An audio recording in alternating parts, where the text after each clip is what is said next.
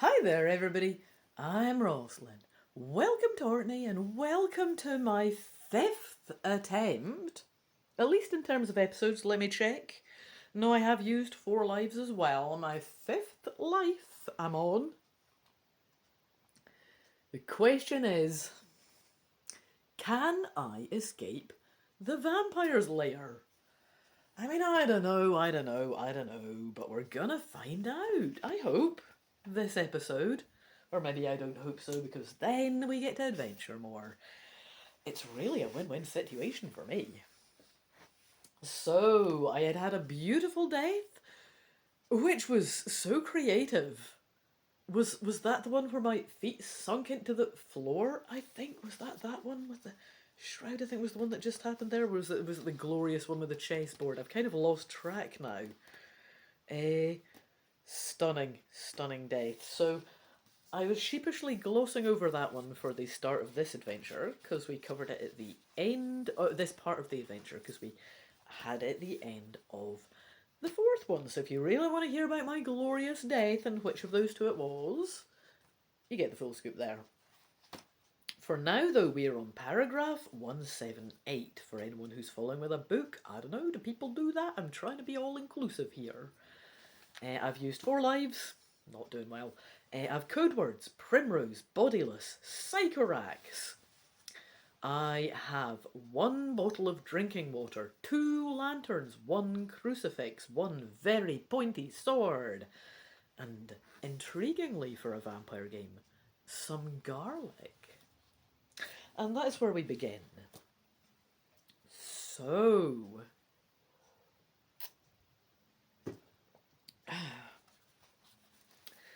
the tunnel goes on, only a little further, and ends in a lichen-spotted doorway.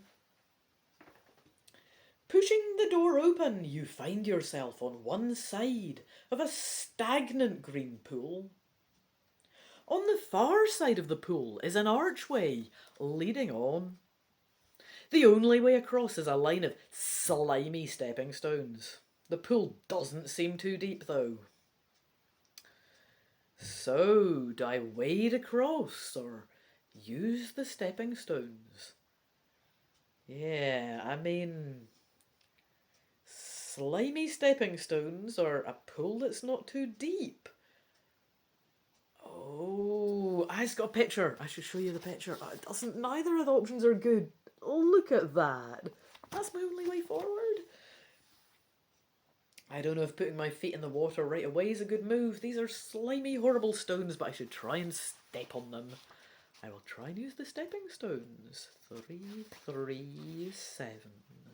The stones are smooth and slimy. Be careful not to fall in. You are halfway across when there's a splash. A bloated, rotting human hand breaks the surface. It catches hold of one of the stepping stones. It's not alone. Yes, I was worried that the stepping stones be sus. Figures are rising out of the murk. There's the stench of things that have been too long in the water. You start to retreat, but there are more zombies behind you. Oh, I'm getting shield checked and I don't have a shield. Oh dear. No shielding. There are far too many of the zombies for you to fight. Your only chance is to get to the far side of the pool before you are completely trapped.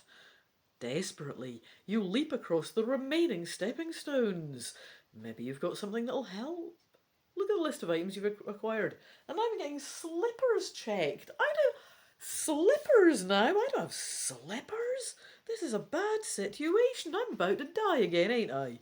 Oh, my days. Oh no, I picked the wrong one. I picked slippers. I don't have slippers. No, no slippers. 149. No. You miss your footing on the slime-coated stones. Your feet skid out from under you and you fall, dashing your head with sickening force on one of the stones. The zombies surge sluggishly in toward you, dully eager to devour your warm flesh. but you're already dead as the waters close over you. The ancient Egyptians didn't think of death as anything to be afraid of.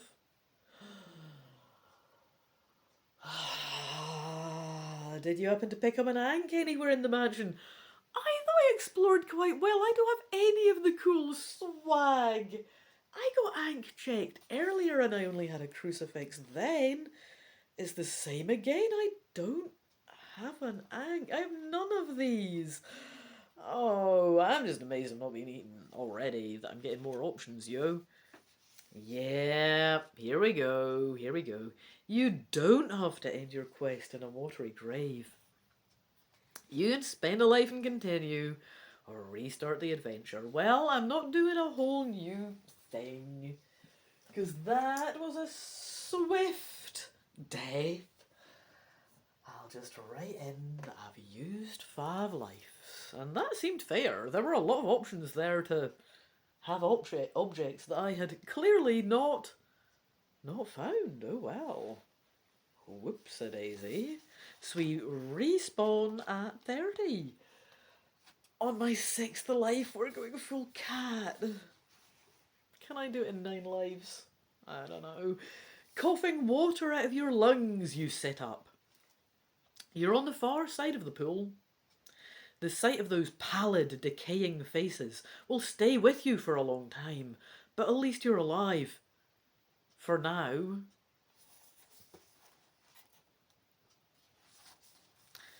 The tunnel soon widens, and there are 3 doors in front of you. Which will you try first? The one on the right, the one in the middle, or the one on the left? There's no way to distinguish them. I will go for the one on the right. I tend to just go for the one on the right because it just sounds right. I don't know. It's your dominant arm and everything. It just seems like a strong choice if there's nothing to pick from. Yeah, the door is locked and you don't have the key. I have no keys to anything. It's true. That leaves 2. Fair enough. Okay, no door to the right. Middle or left? Middle. Often you get left and right as an option. I'll go for the middle one. It seems straight and narrow, middle of the road. Reliable, trustworthy, hopefully not likely to kill me, you know what I mean? Let's see, the middle one is 3:30. You enter a cavern with a tunnel in the far wall. Your footsteps echo from the walls. Hearing a chittering noise, you shine the beam of your lantern up to the cave roof. A host of large bats, disturbed by the light, swoop to attack. This is them. They don't look happy or nice or normal bat-like or anything. Bear in mind we're in a vampire game. There are hundreds of them, bearing rabid yellow teeth. They drop toward you out of the darkness. So it's like the zombies that we met before with the nasty ganache yellow teeth, innit? Zombie bats or something, I don't know. Oh, here we go. Here we go. This is looking more hopeful. So many items I don't have, though. Have I missed so much? Take a look at the list of items you've picked up. Did you find any of the following? I feel like I was just being sensible and not being dead, not lying in the bed and things. Did I miss so much? It's saying, do I have a pocket watch? No. Do I have a flute? No. Do I have garlic? Yes. If you have any of those, you get to go to 215. I'm waving my garlic. Oh, smack you bats in the kisser with my... Give you a Glasgow kiss with my garlic in my hand. Right in the... If you don't know what that is, it's just a punch right in the face. Glasgow kiss in the kisser as well. That would be your face. I'm not making this up. You can Google it. Right. Here we go. Yeah, you have only moments before the bats are upon you. You're gonna have to find something to use against them. It's getting explained better. Which item do you think is your best bet? You can use any of the following you have on you. Like, say, I don't have a watch or a flute, so it's going to be garlic is supposed to ward off vampires, he's suggesting. Wink wink, in case you didn't know. Because a lot of kids might not. This is where I think Gamebook's probably the fighting fantasy gamebook about the vampire, or that rare one about being either Dracula or Van Helsing. I used to know which one it is, but it's rare so I don't have it and now I've forgotten, but my brother used to have it. Might have been it that I found out about garlic from. I distinctly remember you had to fight a big bulb of garlic that you'd found in an oven, and I thought it was fucking ridiculous. But I think I was playing as a vampire at the time, and I actually allowed its fantasy. That's so ludicrous. I'm here for this content. Yeah, gonna go silly, go full on. But yeah, I had stats and everything. You did have to roll dice for it and stuff, if I remember rightly. That's the main takeaway from that particular adventure, but I do remember it being a lot of fun, at least when I was a kid. I thought it was great. Anyway, what the hell am I doing? Warding off vampire bats. We my garlic. It's a long shot, but the only thing that comes to mind is the garlic you took from the Cossack's larder. Alas. Oh, the thing about garlic is that garlic works great on vampires. They're making a point here, making some assumptions. Garlic, not going to help necessarily, because these are just vicious, but perfectly ordinary bats.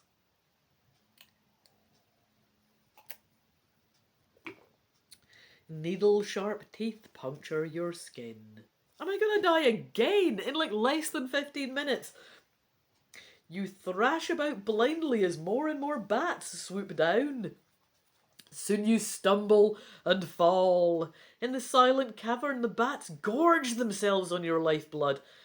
Needless to say, you dropped the garlic. Womp womp. Cross off your list. Oh, they're banging on about the yank. I don't have a bloody angst. Oh, I've not had any opportunity to get it since the last time I was checked, Dave. Come on. Oh, my aims are crap. I accept it. I tried. I'm not going to get through this crypt, am I? Not if I even set a limit of doing it in cat lives. I sucked at this adventure, but it was so much fun. And I'm going to crack on because he lets me. Right. Dropped my garlic. That's good in a vampire game too. Happy Gamebook Day, by the way, I should say. Should have said that at the start. It's just I've been saying it at the start of videos all day long and I'm going about like this. I also look a bit tired because I should really be should have had a nap, sleep. I've not had enough. So don't mind if I seem a bit funny or a bit like, buh, that's what it is. But happy Gamebook Day. I'm 44 today. Is it over here yet? The Warlock of Firetop Mountaineer. It was born today, a year later. It was in 1982. I was released as the Fighting Fantasy prototype a year earlier on the same day. How would that work if a person was? I wasn't. Anyway, my ank. No, I don't have an ank.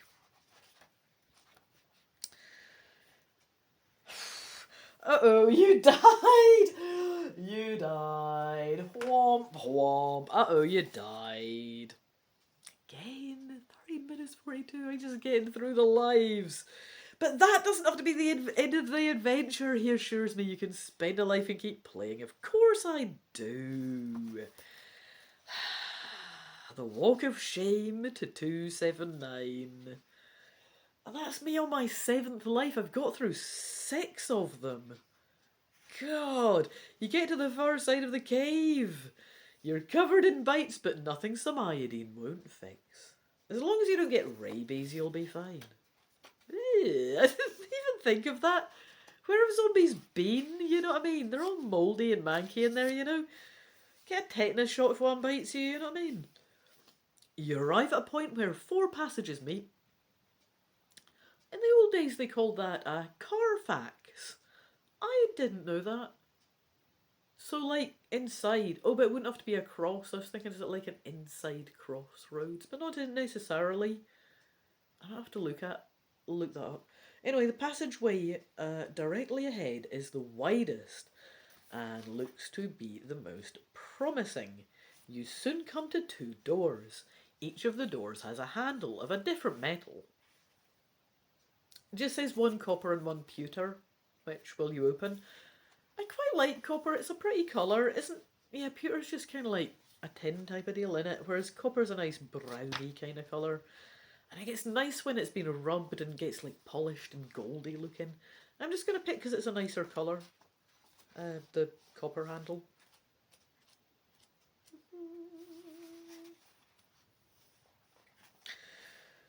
Okay. You have to be extra careful from this point on. You're in a sudden death. That means there is no coming back by spending another life. Any mistake could be your last. He didn't tell us this at the start, that there's sudden death mode. I'm on life 7, I'm gonna last 10 seconds. Leans on something. Wheeze. Oh, I'll try and behave, Dave. What's going on here? 127. Is this where we have to pay the pipe? Or we've just established all my loot? Shit, I don't even have my garlic anymore. You make your way down a flight of steps. At the bottom, you see a glimmer of light from a passage ahead. A ferocious snarl gives you just enough warning to throw yourself to one side as a monster with slavering jaws leaps for your throat. It is pulled up short by a chain fastened to its collar. In the light of your lantern, you see it as a gigantic hound. It crouches ready to spring again. Ooh, this is it. Nasty. That's not a hound. The fuck is that? It isn't going to let you pass. You need to find something to distract it. You can use any of the following items that you have in your backpack. Haha, I see what's happening here. Some of these may not be good. Of course. Garlic might not impress it, but I don't have it anyway. I have a crucifix. It's an option. Oh, I bet it's a hellhound and thus the crucifix. Yeah, the other option's an alabaster bone, and I don't have that anyway. Lost my garlic, don't have a bone. And I think the crucifix is a really good option anyway. Excellent, 318. At the sight of your crucifix, the hound whimpers and slinks back against the far wall. You edge around the room toward the passage. Just as you reach it, the hound leaps towards you with a snarl. Ooh, what are you carrying that might help him? There's a lot of loot checking you're doing, Dave, and my loot ain't great. Do I have a shield or a wristband, he wants to know? I have neither, so 248, where am I about to die? Oh god. The hellhound's jaws close around your wrist. You pull away before its fangs can break the skin, but in doing so you drop your crucifix. But I think it's just saved my life. He did say it was on sudden death too, so I've dropped my crucifix. Yep, tough titties, too bad. So sad. Moving on. Too true. There's no going back for it now. It's deleted. He's telling me to delete it. It's okay. I'm well behaved. It's done already. 229. I know how these things work. Don't need to tell me, Dave. Right, tension grows into a palpable thing as you press on ever deeper towards your inevitable confrontation with the undead Count Tenebruous. Are we getting closer to the evil bad guy at the end? Is that why we're in sudden death? Just to confirm, I have a bottle of drinking water, not holy water. 2 lanterns. I know, impressive though. They know. I mean, he knows I've got those. He's already commenting it in the narration. And a sword. I've got good code words, but none of them have come up. Am I not in the places to use the code words and get the swag? Ah, blast. I'm gonna have to do another playthrough of this or something, haven't I? Diggity dang. Well, anyway, where am I up to? Let me get this straight. Right, yes, I'm getting tense. It's like a palpable thing. I'm continuing on, but only because the confrontation with the inevitable and undead Count Tenebruous is ahead. Even the air around me is seeming thick and, I would imagine, cloying. My lantern is sputtering, and my breath is coming in ragged gasps. So it'll be like a really muggy day when it's like hot and high humidity, when it's like swimming through the air, but like gross and, undead or something. You can imagine it. It doesn't sound nice, eh? You follow a winding passage to a heavy, iron-bound door. It opens with a creak, and you step into a drawing room. Tapestries hang from the walls. There is another door in the wood panelling directly facing you. There are 2 leather armchairs at the other end of the room. In one of them sits a tall man, dressed in black. Oh, we get a double-page spread for this, do we? Yeah. Awesome. Oh, it's the guy in the front. I'll show you the cover first. This is the cover. Very foreboding. And now we get the proper double-page spread. Oh, look at that. Apparently I've got the 40th anniversary edition of this. Oh, it's from Fablelands Publishing. That must be self-published, I think, because his books are called Fablelands. Geez, sorry. I think I need to... But yeah, this is a great illustration. I like the colour pop between the blue and the red there. Interesting because the guy's at the front and so prominent. But you do definitely have your eyes drawn, don't you, over there to the left? All those warm, forthcoming tones. Doesn't it look intriguing over there? But he doesn't look happy. He's not like, don't you go, you better not sit there. Anyway, here's this guy. So the heavy iron-bound door is opened with a creak. There's this drawing room with tapestries. There's wooden paneling facing me with a door in it. And a geezer sitting in one leather armchair at the other end of the room. And there's just another one over there. Oh, right. So you've got to imagine he's sat in a chair here. And then this is the other one. And he might just have resting bitch face. He might be nice. I shouldn't make judgments. Right. I will give him a very, very non-racist, vampire-y, funny accent, because I don't know what to do for him. I mean, look at the guy. He's obviously... He needs a funny accent, right? You are here at last, he says. His voice is rich and deep. Oh, it says his voice is rich and deep. Sorry, I'll give him a voice that's rich and deep then. I should have said that at the start. Okay, let's see. I might need another swig of my thing if I've got to do rich and deep. I didn't realise we was getting technical here. You are here at last. He gestures to the other chair. No doubt you have come to put an end to me, but won't you first hear my story? Oh, we're on sudden death here. He's clearly the Temnebruous guy. I'm gonna say no, this is a good way to die. I actually want to succeed. We've only got one life left. I've only got one. Here's me bringing you into it. You didn't die 6 times. Well, the royal we. The vampire is not used to being defied. He reacts in sudden and frightening fury. I still think that's better than what he would have done otherwise. He would have just hypnoed us or something, you know what I mean? Can't be sitting in a chair like that in this sitch. This is the bad guy.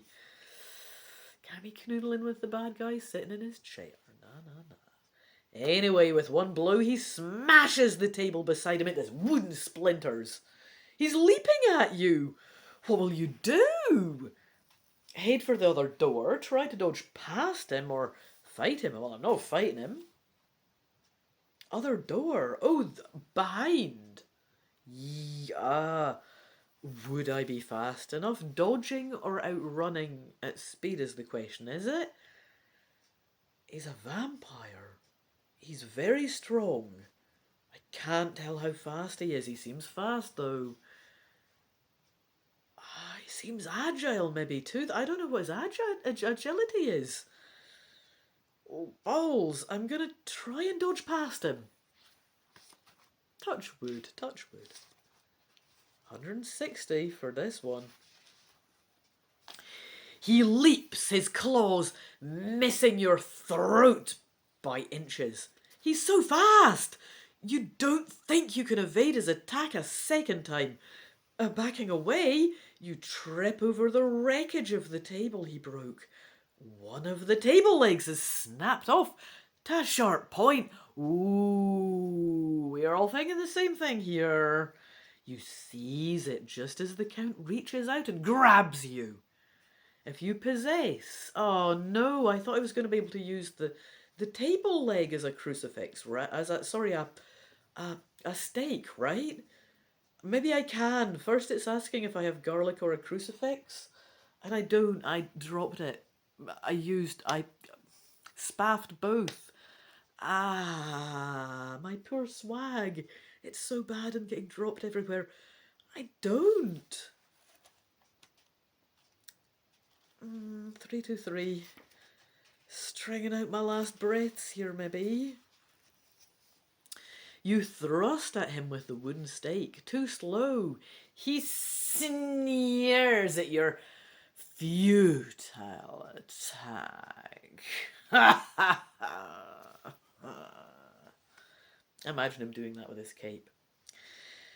He snatches the weapon from your grasp and flings it away. He pulls you closer. His fangs gleam in the firelight. He's thirsty for blood. You feel too weak to keep fighting. There's a sharp pain. Oh, at your throat. And then darkness.